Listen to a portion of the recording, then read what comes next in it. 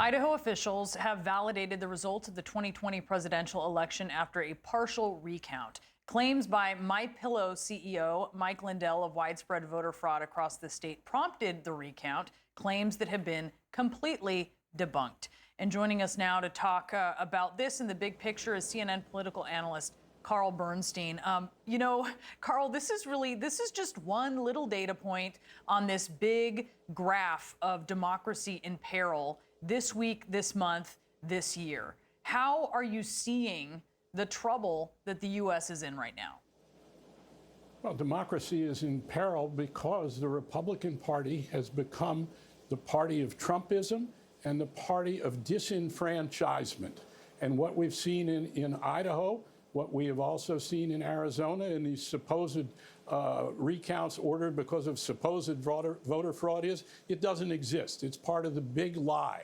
And the big lie is not just about the lie that Donald Trump did not lose the election a few months ago, but rather it looks toward 2020 and the idea, 2024, and the idea that we are going to have another, quote, rigged election. They're setting this up so that there can be no legitimacy in our electoral process. And the Republican Party has been taken over by this movement that is the most radical political movement of our lifetimes that has come to power in any form in Washington, in our state legislatures.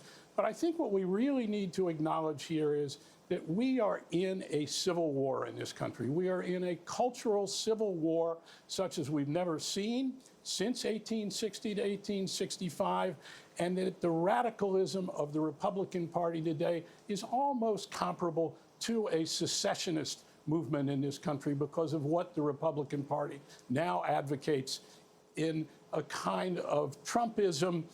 He doesn't need Donald Trump anymore. He's fanned the flames, he's ignited them, and the movement, and we need in journalism, particularly in the media, to start looking at what's going on in the country outside of Washington. Republicans are not fixing their internal problem, right? They're leaning into it. So what should Democrats be doing that they're not doing? First of all, let's look at the Republicans. They're being very successful at what they're doing. Given the astonishing ideology to which the Republican Party has become enslaved, disenfranchisement, controlling through authoritarianism in the United States, let's take a moment to look at what General Milley said. The head of our military said of Donald Trump's movement and Trumpism that they are like brown shirts, that they are like Hitlerism. This is the chief of our military, a great hero, incidentally, for coming forth, unlike many others who have served in the Trump presidency, and saying these things aloud. The Republican Party has become captured by this movement. And that's what we need to look at. It's not just these incidents that we see. Let's look at January 6th and how that was revved up and incited by those around Donald Trump, if not by Donald Trump himself, and how the Republican Party is trying to suppress legitimate investigation of what happened on January 6th. So we are in a real civil war, a cultural civil war in this country, such as we haven't seen in 100 years. And we keep in media and politics looking at our country and in Washington as if it's disconnected from our culture itself. We need to start covering our culture and what has happened in the last 20, 25 years in this country that Donald Trump was able to inflame and ignite. So and what do that you, is where Carl, we what are do you mean? today, Can and you that's the explain real that? story. Explain that more. Sure. What do you mean by that? I mean, there's been a lot of reporting where, folks have gone out and looked at least some of that. What do you think's missing?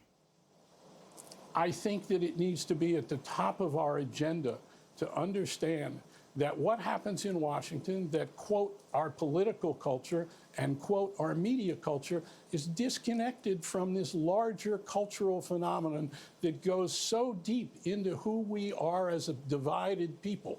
a divided people the likes of which we have not seen in 175 years. And that includes the anti-war movement days of the 20th century. This is something very different. The division that is separating and polarizing us in this country is vicious.